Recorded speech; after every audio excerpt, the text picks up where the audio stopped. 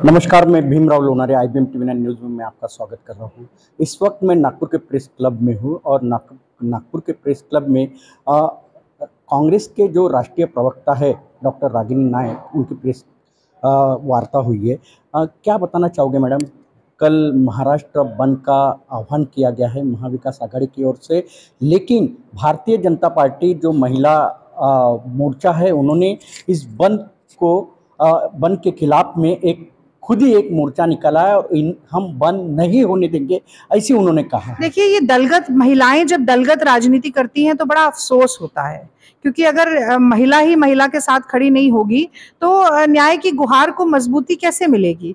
मैं समझती हूँ कि इस वक्त तो भारतीय जनता पार्टी की जितनी आमदार हैं, खासदार हैं, मंत्री हैं, सबको ये कहना चाहिए कि महाराष्ट्र में जो हुआ गलत हुआ। अगर आज आप मुझसे कोलकाता के बारे में पूछें तो मैं पुरजोर तरीके से डंके की चोट पर कहूंगी कि गलत हुआ है, प्रशासन की गलती है, सरकार की गलती है, कानून व्यवस्था की गलती है।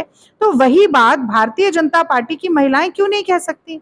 और देखिए, जनता के सब्र का बांध टूट गया है, जनता आक्रोशित है, वो चाहती है कि कल बंद हो। उसकी कितनी मुखालफत कर ले, कितना विरोध कर ले, चाहे वो भारतीय जनता पार्टी की महिला मोर्चा हो या पूरा संघ आ जाए, कल का जो बंद है वो सफल होने वाला है, क्योंकि जनता उसमें शामिल होगी। उनका आरोप है कि ये राजनीति हो रही है महाविकास आघाड़ी की। देखिए, राजनीति का लक्ष्य क्या है? महात्मा गांधी ने कहा था कि राजनीति का लक्ष्य होता है जो अंतिम व्यक्ति खड़ा है उसके आंसू पोंछना। हर वो महिला जिसके साथ दुराचार होता है, जिसका यौन शोषण होता है, अत्याचार होता है, अन्याय होता है, उसका अगर आंसू पोंछने का काम विपक्ष कर रहा है, उसकी आवाज को मजबूत करने का काम कर रहा है, सरकार की जवाबदेही तय करने का काम कर रहा है, तो इससे अच्छी राजनीति क्या हो सकती है?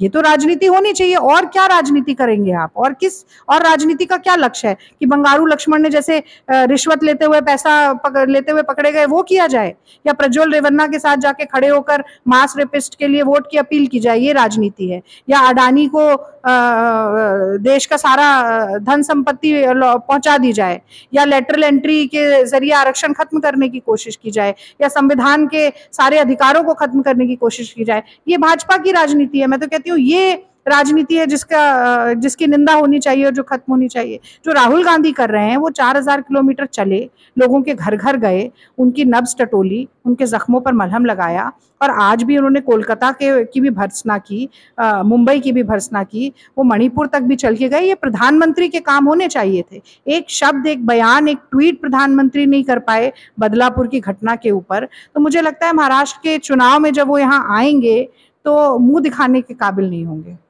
मैडम, ऐसी आपने यानी पत्रकार वार्ता में आपने कहा कि महाविकास आघाड़ी की जब सरकार थी तब इतने रेप महाराष्ट्र में नहीं हुए जितने रेप अभी महायुति की जो सरकार है, शिंदे फडणवीस और अजित दादा की, उस कार्यकाल में हुए। क्या आंकड़ा है उसका?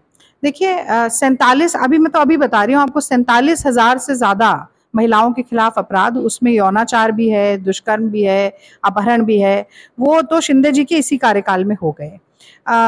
इस वक्त एनसीआरबी का आंकड़ा ये कहता है कि महाराष्ट्र बच्चों के खिलाफ अपराध में नंबर 1 पर है। जो 86 बलात्कार देश में रोज हो रहे हैं, उसमें से 21 बलात्कार महाराष्ट्र में हो रहे हैं। तो ये बड़ा दुर्भाग्य है कि एक इतनी बेहतरीन संस्कृति वाला प्रदेश किस तरीके से अपने संस्कार भूल रहा है, और कहीं ना कहीं अपराधियों का बल इतना बढ़ रहा है कि वो अब स्कूल को भी नहीं छोड़ रहे। 3-3, 4-4 साल की बच्चियां जिनको कोई बोध नहीं होता, मासूम होती हैं, उनको नहीं छोड़ रहे।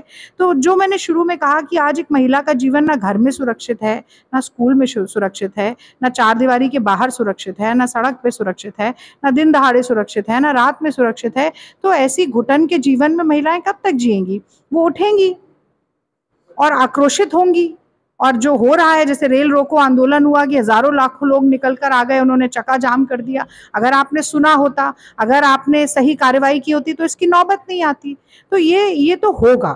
हम ये चाहते हैं कि माहौल कभी हिंसक ना हो, ना बंद के दौरान हो, ना किसी आंदोलन के दौरान हो। लेकिन ये सवाल जरूर पूछना चाहिए कि आंदोलनकारियों पर लाठियां क्यों भांजी गई, आंसू गैस के गोले क्यों छोड़े गए? 72 लोगों को आपने अरेस्ट किया, 500 पर एफआईआर की, 500 लोग आपने आइडेंटिफाई कर लिए एफआईआर करने के लिए। तो मतलब सोचिए, वो कहते हैं अंधेर नगरी चौपट राजा, वही हो रहा है यहाँ। अगर सुचारू रूप से काम चले, अगर अपराधियों को सजा मिले, अगर माँ बेटियां बहन सुरक्षित हों, तो जनता नहीं करेगी। तो मुझे लगता है कि अब मोदी सरकार का भी जिस तरीके से इस बार आंकड़े इतने नीचे आए हैं, और अब यहाँ पर महायुति सरकार का अंत बहुत जल्दी देखने को मिलेगा कि महिलाएं इस व्यवस्था को बदलना चाहती हैं, क्योंकि इसमें उनका जीवन बहुत ही दूभर हो गया है, उनकी इज्जत पर हमेशा बन आती है और उनके लिए बहुत घुटन का माहौल है। स्थिति महाराष्ट्र में महिला सुरक्षित नहीं है, ऐसी डॉक्टर रागिनी नायक मैडम का कहना है। वो कांग्रेस के राष्ट्रीय प्रवक्ता है और उनका ये भी कहना है कि 24 अगस्त को जो बंद है वो जनता का बंद है और जनता ही जो है रास्ते पे उतरेगी और महिला पे जो अत्याचार हो रहा है, बच्चियों पे जो अत्याचार हो रहा है, उसके खिलाफ में कड़ी से कड़ी सजा आरोपियों को मिलनी चाहिए, ऐसी मांग भी नायक मैडम ने की है। तो आप देखते रहिए IBM TV9 न्यूज। हमारे चैनल को लाइक कीजिए, सब्सक्राइब कीजिए, आइकॉन बेल बटन दबाना न भूलें। धन्यवाद, नमस्कार।